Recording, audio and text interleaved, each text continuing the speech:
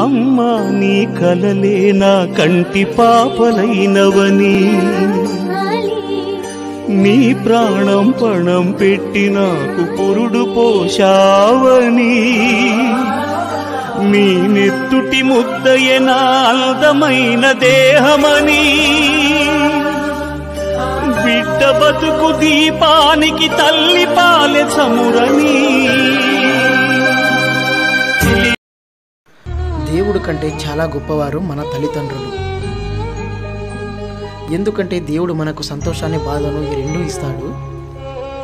కానీ మన తల్లిదండ్రులు మాత్రం కష్టాన్ని బాధను వారు భరిస్తూ మనకు సంతోషాన్ని మాత్రమే ఇస్తారు.